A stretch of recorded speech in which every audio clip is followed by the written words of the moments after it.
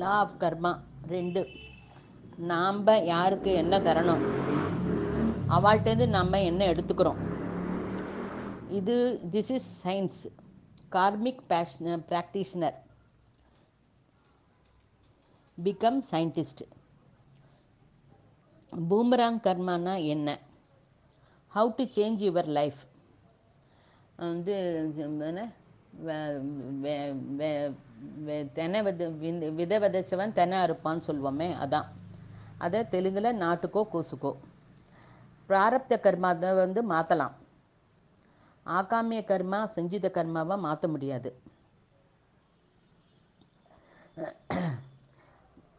What you have to give back, what you have to pay back. நான் எதுவும் கொடுக்க மாட்டேன் யாருக்கும் அப்படின்னா அது சரிப்படாது. 2 மஸ்ட் பண்ணித்தான் ஆகணும். அது வந்து சஞ்சித கர்மாவுக்கு போயிடும். அப்புறம் இன்னைக்கு நீ யாருக்கு என்ன கொடுக்குற, அவள்கிட்டேருந்து நீ என்ன எடுத்துக்கிற, அது ரொம்ப ரொம்ப முக்கியம். இப்போ மொபைல், இமெயில், கம்ப்யூட்டர் எல்லாம் ரொம்ப சௌரியம் இருக்குது. அந்த காலத்தில் இந்த மாதிரியெல்லாம் சௌரியம் இல்லை. யார்கிட்டையானு எதிரில் பேசணுன்னாக்கா பேச முடியாது. இப்போல்லாம் வீடியோ காலில் பேச முடியும், உடனே மெசேஜ் அனுப்ப முடியும். விவேகானந்தர் சொன்னார், யோகாலாம் கற்றுக்கிறதுக்கு ரொம்ப நாள் ஆகும், ஃபியூ இயர்ஸ் ஆகும், ஃபியூ மந்த்ஸ் ஆகும் அப்படின்னா சொன்னார்.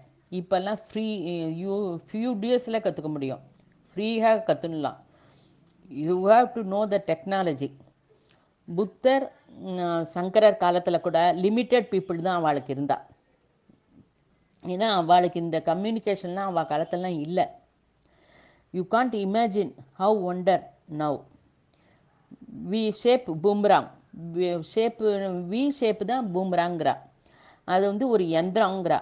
அந்த பிளாஸ்டிக் கடையெல்லாம் கூட அது மாதிரி வித்துட்டு இருந்தாலும் நியூட்டனோட தேடலா அப்படின்னு கூட சொல்ல முடியும். நான் சொல்கிற வழியில் தான் நீ நடக்கணும், அதை தப்ப நீ வேறு எதுவும் பண்ணக்கூடாதுன்னு நம்ம யாரையான ஃபோர்ஸ் பண்ணினா பேரலிஸ் வரத்துக்கு சான்ஸ் இருக்குது.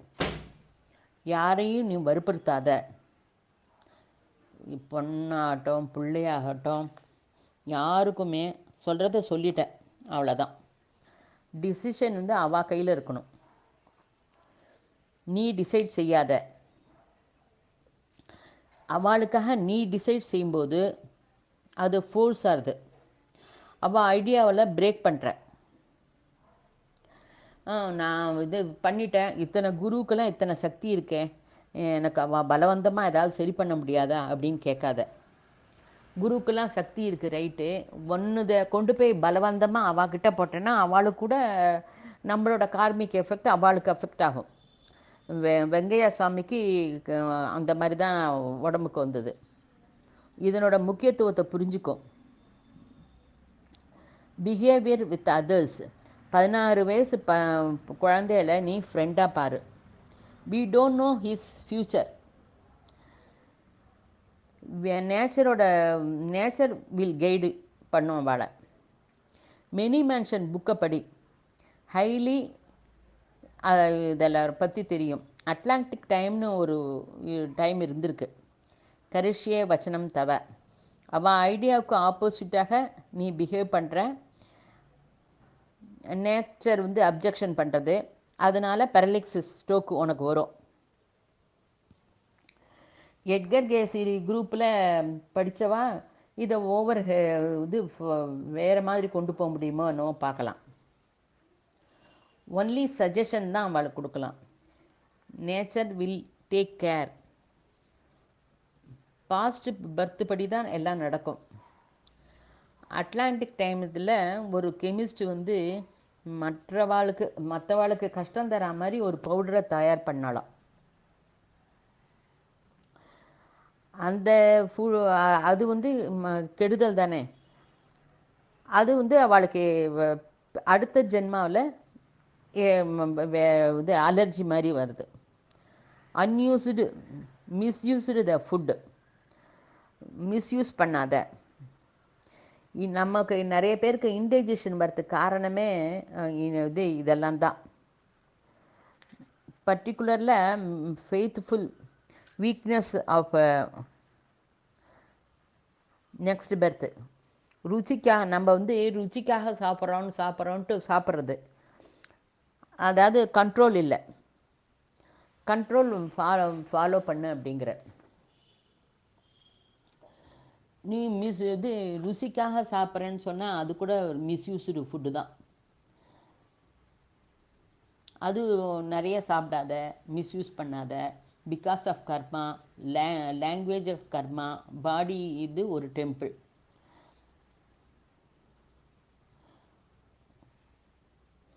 இப்போ இதுக்கு என்ன பண்ணுறது அப்படின்னா, இப்போ நான் இப்போ எல்லாத்தையும் அன்பாரு, அதாவது நல்லதை கொடு, நல்லதாக எடுத்துக்கோ.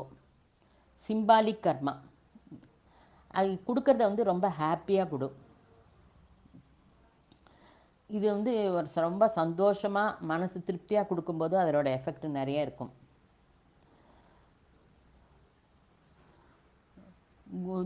பாடி ஒரு லேபு, அப்பரண்ட் ஆர்கானிக் டிஃபெக்ட் இதெல்லாம் வருது நம்ம சரியாக பாடியை மெயின்டைன் சரியாக பண்ணலைன்னா.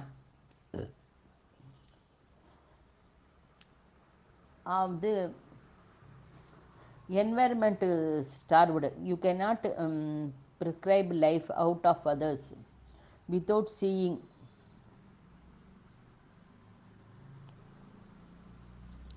உனக்கு யார்கிட்டயானு எதுவும் சொல்கிறதுக்கு பாதி தப்ப நீ மறைச்சு தான் சொல்கிறோம். ஒன்றும் மனசு விட்டு எதையும் பேச மாட்டேங்கிறோம். அப்போ சர்ப்ரஸ்டாக வைக்கும்போது உள்ள எமோஷன் ஃபார்ம் ஆகுது.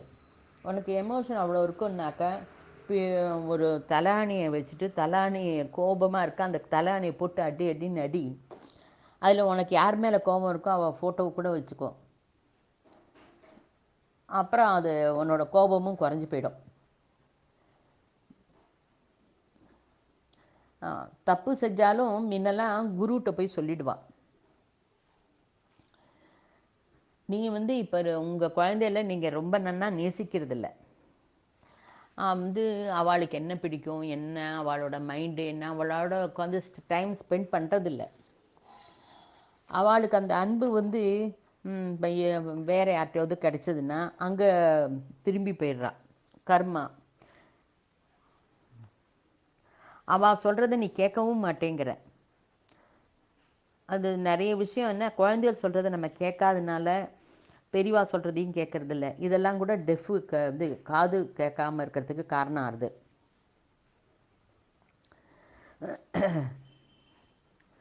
பர்சனல் பியூட்டி, அதாவது ஒவ்வொரு வேலையை ரொம்ப பர்ஃபெக்டாக ரொம்ப நன்னா பண்ணினா அதனோட எஃபெக்டே வேறு. அநேகமாக இந்த ரோடு பெருக்கிறவெல்லாம் பின்காலத்தில் ரொம்ப அழகாகவே இருப்பாள்.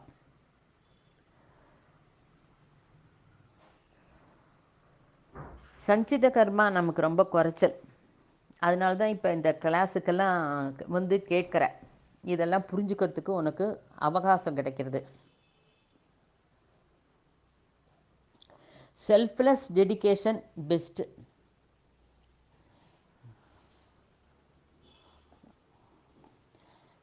மார்க் வந்துதான் பையனுக்கு. ரொம்ப சந்தோஷமாக நீ அவளை ஹாப்பியாக சொல்லு.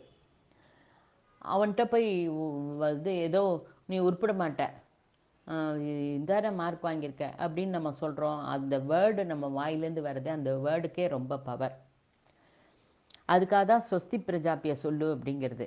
அதாவது நல்ல ராஜா வேணும், நல்ல பிரஜைகள் வேணும், அப்புறம் எல்லாரும் சந்தோஷமாக வா புள்ள மாட்டு பெண் குழந்தைகளோட சந்தோஷமாக இருக்கணும்.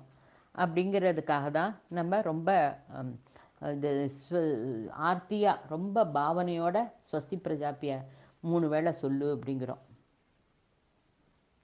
சில இடத்துல இந்த அன்பு வீட்டில் சரியாக கிடைக்காதனால அன்பு யாரான்னு காட்டுறவாள்கிட்ட 2 பேர்த்த பேசினா அதில் மயங்கி போயிடுறா. அது ஒரு விதத்தில் நல்லது அப்படின்னு எடுத்துக்கலாம். அதே சமயத்தில் அது சில இப்போ இருக்கிற காலத்தில் அது வந்து வேறு சில பிரச்சனைகளுக்கும் இதுவாகுது. அதெல்லாம் கூட லாவா கர்மா தான். இந்த இந்த லாவை அண்டர்ஸ்டாண்ட் பண்ணிட்டா போகிறோம்.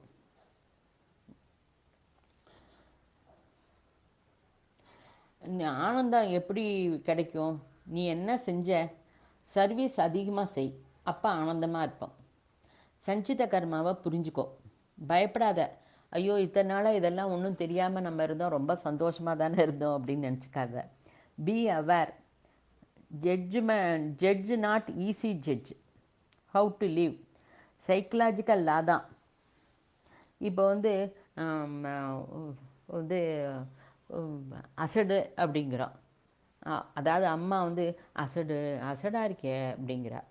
இதே இன்னொருத்தர் வந்து ஏண்டா அசட்டுத்தனமாக வேலை பண்ணிட்டு வந்த அப்படிங்கிறா. அதாவது அம்மா அசடுங்கிற சொல்கிறதுக்கும் மற்றவா அவங்ககிட்ட அசட்டுத்தனமாக வேலை பண்ணிட்டு வந்திருக்கேன்னு சொல்கிறதுக்கும் இந்த சவுண்டில் வித்தியாசம் இருக்குது. பாவம் முக்கியம். பிரியம், பாவம் இதெல்லாமே தெரிஞ்சுடுறது. எமோஷன் பேரலிசிஸ்க்கு காரணம் ஆகுது. முன்ன எப்பயோ யாரோட ஃப்ரீடத்தையோ நீ கட் பண்ணியிருப்ப. அதை இப்போ சைக்கலாஜிக்கலாக அந்த இது வந்து இப்போ உனக்கு அவஸ்தை கொடுக்கறது. பாடி கூட நேச்சுரல் என்விரான்மெண்ட்டு தான், சோஷியல் என்விரான்மெண்ட்டு. பாடியை வந்து மிஸ்யூஸ் பண்ணுறோம் நம்ம, அது வியாதி வருது. சில பேருக்கு எத்தனை நிறையா சாப்பிட்டா கூட பாடி பிக்கப் ஆகாது, வெயிட் ஏறவே ஏறாது. சிலருக்கு ஒன்றுமே சாப்பிட மாட்டா, வெயிட் ஏறி போயிடும். அதுக்காக தான் செடிக்கு ஜலம் விடு அப்படின்னு சொல்கிறது. செடிக்கு ஜலம் விட்டால் மாஸ்டர் சொல்லிருக்கார், இந்த ஃபிட்ஸு வர உடம்பு கூட சரியாக போயிடுமா. ஒரு நாளைக்கு விட்டுட்டு சரியாக போகலேன்னு கேட்கக்கூடாது, தொடர்ந்து விட்டுட்டே இருக்கணும் செடிக்கு. மினரல்ஸை க்ளீன் செஞ்சு இப்போ வந்து இந்த அரிசியில் கல்லெல்லாம் எடுத்து கொடுக்கறது, மினரல்ஸை க்ளீன் செஞ்சு மெட்டலில் ஏர்ன் பண்ணுறவாளுக்கு இது பண்ணி கொடுக்கறது. அதாவது சோஷியல் என்வரன்மெண்ட்டுக்கு கொஞ்சம் நம்ம ஹெல்ப் பண்ணணும். காலேஜ் இல்லை, முன்ன வந்து காலேஜில் யார் படிக்கிறா என்ன, அவள் பக்கத்து ஸ்டூடெண்ட் என்ன ஏதுன்னு காலேஜில் இருக்கிறவளுக்கு தெரியாது. ஆனால் வில்லேஜில் பக்கத்தில் யார் இருக்கா என்ன ஏதுன்னு எல்லாம் தெரியும்.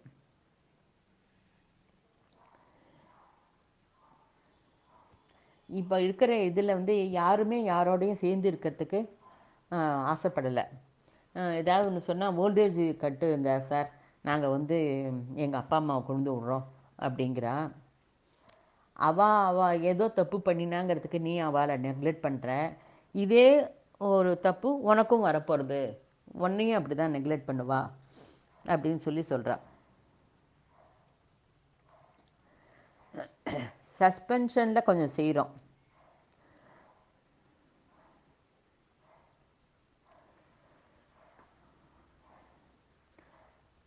முன்ன அட்லாண்டிக் டைம்னு ஒன்று இருந்திருந்து தான். அப்போ அந்த அட்லாண்டிக் டைமில் இருந்தவாலாம் இப்போ மறுபடியும் பிறந்திருக்காங்கிறா. அது வந்து என்ன அப்படின்னா, அப்போ ஹையர் லெவலில் எலக்ட்ரிசிட்டிலாம் யூஸ் இருந்துதான். பஞ்ச தத்துவத்தை அவள் ரொம்ப நன்னா யூஸ் பண்ணாடாம். 24 hours எலக்ட்ரிசிட்டி கூட இருந்துதான். அப்போ ஒரு கிறிஸ்டல் வச்சுருந்தாடாம். அப்போ வந்து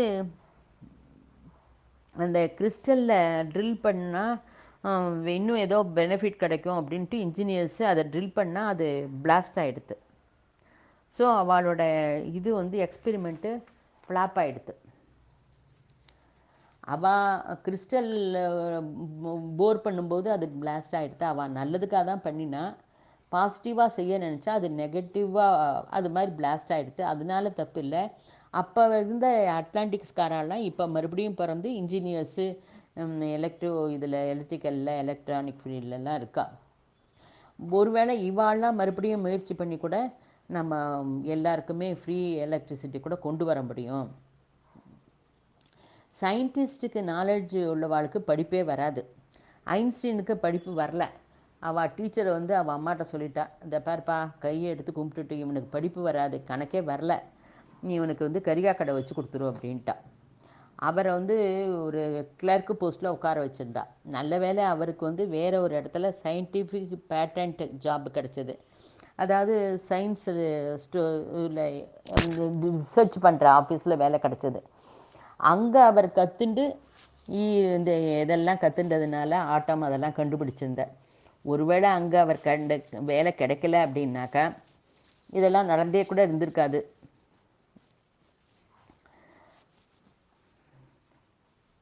develop all the laws of karma, make your to unfit towards any type of responsibility அப்படின்னு சொல்கிறா. கர்மா சஸ்பென்ஷன் டுவர்ட்ஸ் கலந்து அந்த அதாவது மாஃபியான்னு ஒரு இது, scientist, artist, musician, politician, business, இவா எல்லாருக்குமே ஒரு லிங்க் இருக்கும். இவா எல்லாம் ஒரு குரூப்பாக பிறப்பா. நெக்ஸ்ட்டு பர்த்டே கூட அவள் எல்லாருமே ஒன்றா தான் பிறப்பா. அதில் யாரானு ஒருத்தர் இல்லைன்னா கூட அது கண்டினியூட்டி இருக்காது. அப்போ அது கண்டினியூ ஆகாது. All karmic needed strength and quality develop. Nature குவாலிட்டியை இம்ப்ரூவ் பண்ணுறது அப்படின்னு சொல்கிறார். You can change karma your self. நீ இது 84 லட்சம் ஜீவராசியில் மனுஷா சின்னதாக ஒன்று தான். நீ இவ்வளோலாம் சொல்லிட்ட மாஸ்டர், இது இனிமேல் எப்படிடா இருக்க வருது அப்படின்னு நினச்சிக்காத. யூ கேன் சேஞ்ச் பண்ண முடியும். இதுக்காக பயப்பட வேண்டாம். அதாவது நீ எப்போதுமே ஒரு அவேர்னஸாக இருக்கட்டும்ங்கிறதுக்காக தான் இது சொல்கிறது.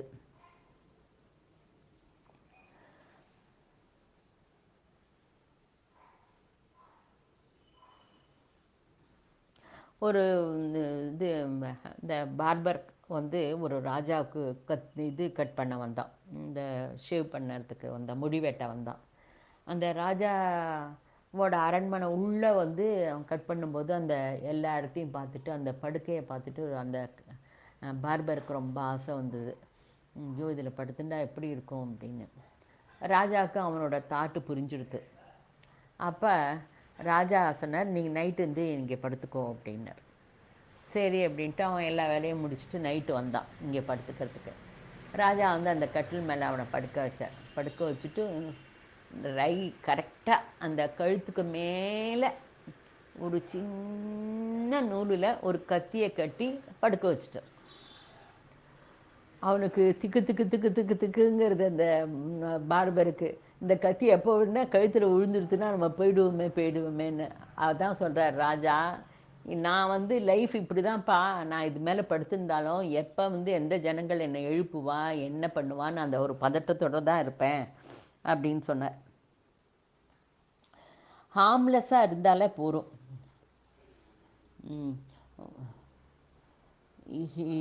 அது இதில் தேங்க்ஸ்.